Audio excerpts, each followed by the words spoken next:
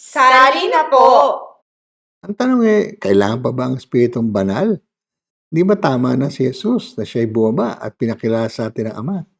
Oy, kasi yung mga disipulo sa Ebanghelyo, takot sila.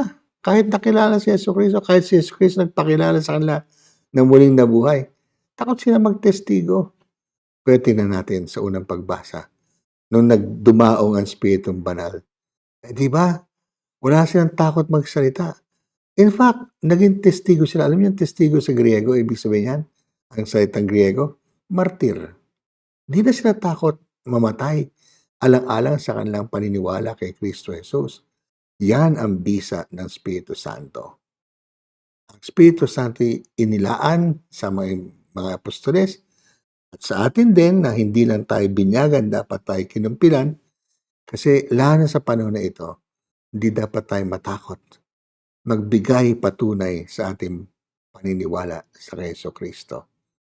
Sali na, gawin natin ang Espiritu Santong magbigay lakas loob sa atin, magbigay ng testigo sa mundong ito.